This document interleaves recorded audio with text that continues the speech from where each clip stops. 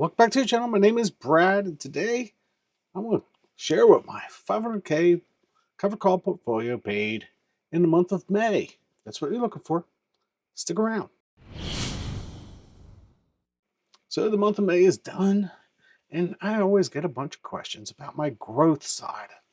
Don't know why everybody worries about my growth side, but okay, let's go ahead and share the percentages that I have in my growth side. I have Berkshire Hathaway about 10%, SCHD 27%, SPY 30%, QQQQ 30%. Then I have 3% in IBIT. Now, I know somebody's going to say, well, the fees are cheaper on VU and the fees are cheaper on QQQM. I receive those comments pretty much all the time. And I'll just say the options on those funds are a lot more liquid than the options on those other funds. And I do options trade every now and then. Just throw that out for conversation.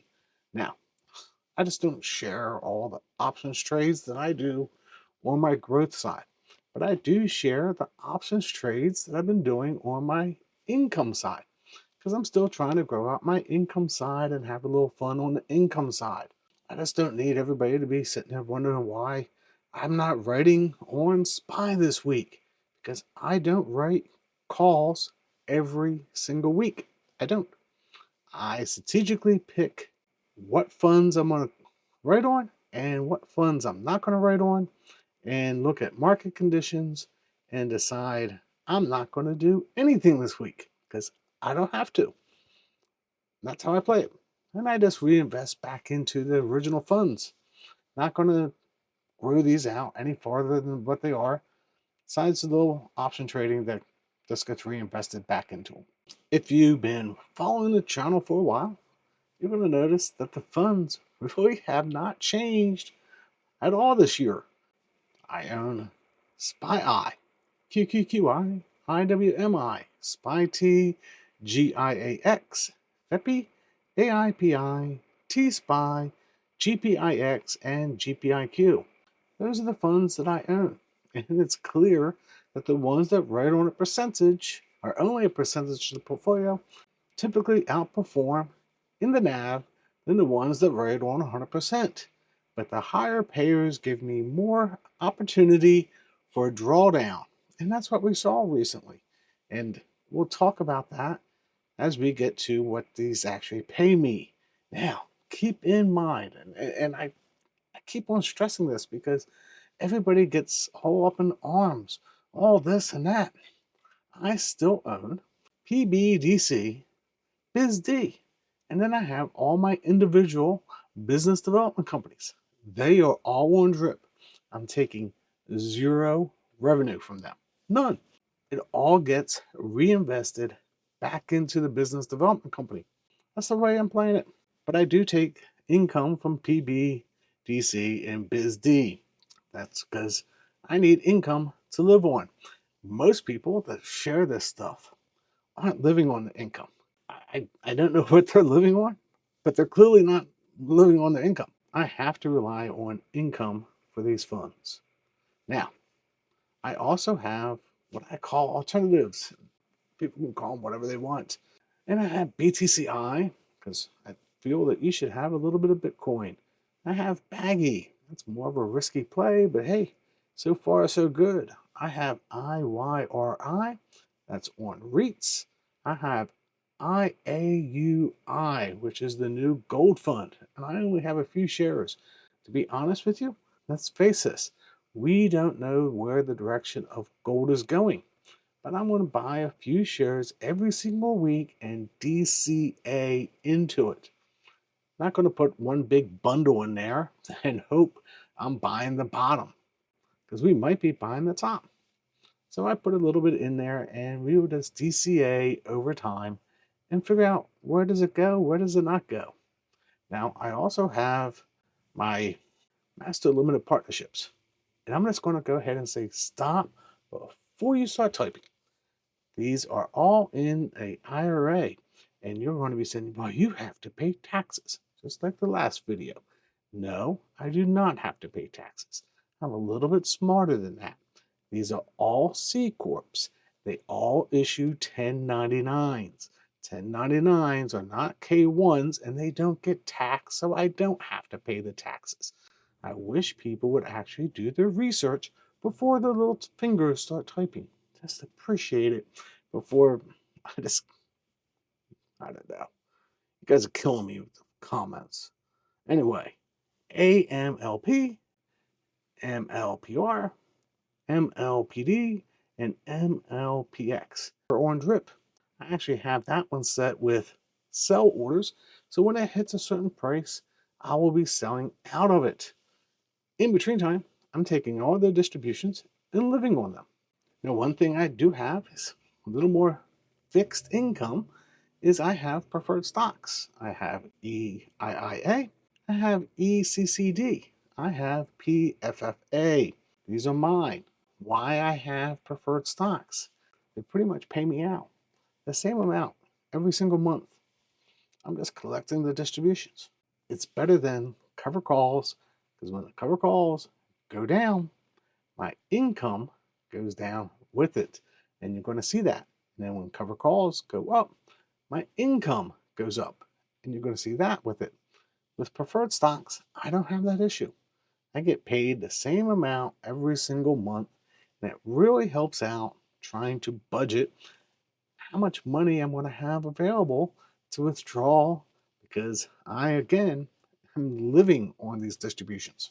Lastly, I have some CLOs. I have EIC, which has been taking a big hit recently, but I'm not exactly worried about that.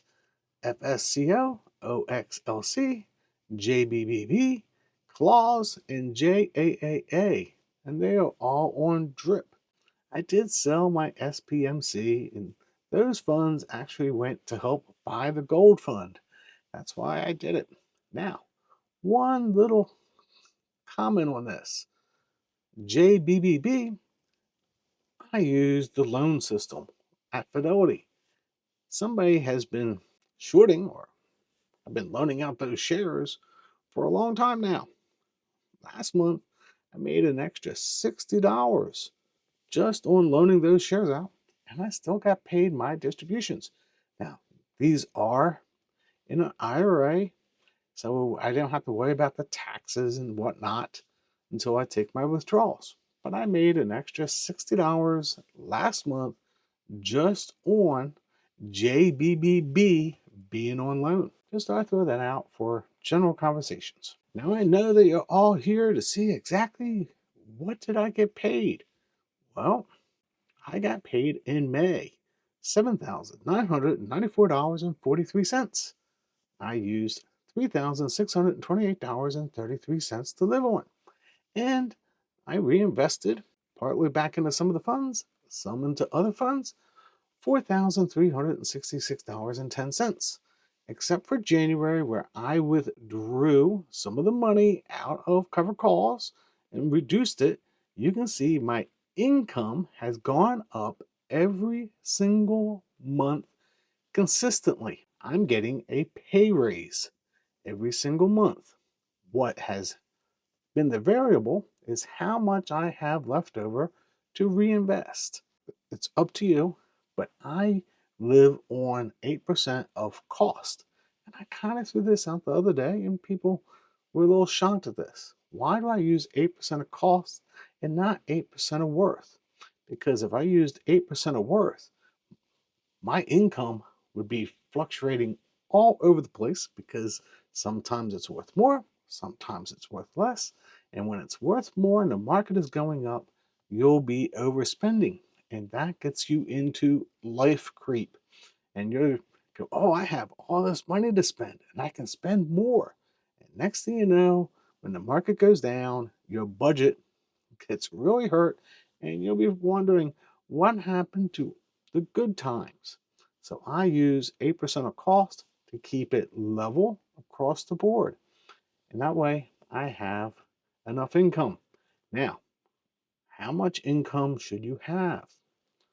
That's up to you. I say you should have at least 130% of your current needs, maybe 200%. But But once you get past 200%, you gotta sit back and go, why? Why are you going to get capped or put stuff into funds that aren't going to grow over time? That's just my point of view. You can do whatever you really want to do because none of this is financial advice, legal advice, or any other advice. But I'm just saying, there's no reason to have 500% of your current income needs in income funds that might get capped. Now, I'm going to go on and tell you, hey, I got some Misty and NV double I. How did I get these shares?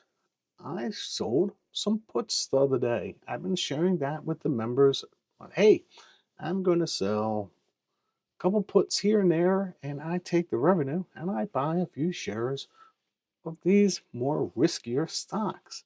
I don't feel so bad because all the shares that I own of these come straight out of the premiums that I made from the options trades. So it's not really income that I'm using. It's actually cash that's sitting there because I sold cash secured puts. I earned some income. So I bought some shares of something that's a little more risky. I always get questioned on cost base. So let's go ahead and throw it out there. You can see my cost base of all these different funds and the ones I'm reinvesting in, SPY-T, GIAX, FEPI, AIPI. You can notice that those are slowly coming down over time. Same thing with T-SPY. My cost is coming down slowly over time. And eventually I will get above my cost basis again. Then I'll just give things a haircut and rebalance. But in between time, I'm just going to collect the revenue and reinvest everything over my 8%. And since some of these are significant payers, it brings down my cost basis every single month. There you have it. Simple, non complex, and not too many funds that I have to worry about. Just to finish this out, let's take a quick look at SPY-I. The yellow line is my cost basis. I came up with this rule of if it's not below 3.5% of my cost basis, then there's no reason for me to reinvest back into it. None at all. And as price continues to climb, well, my revenue every single month will continue to go up. Now I'll take my 8% and I'll take that extra 4% and I might hold in cash in some kind of cash short-term treasuries. Don't know. Or I might do some option trading with it, or I might invest it into the new gold ETF. But I'm always looking to generate more income out of my funds. Just don't let it sit there and do nothing for you. And lastly, we're going to take a look at QQQI. QQQI is again above my cost basis. And the red line is that 3.5% rule. So until it hits that 3.5% rule, I'll take my 8% and everything else I'll reinvest in something else. Who knows what I'll reinvest in? But I'll reinvest into something to generate more revenue next month. So hopefully you found this fun and entertaining of wow, Brad's funds are actually going up and it actually is working. So until next time, God bless.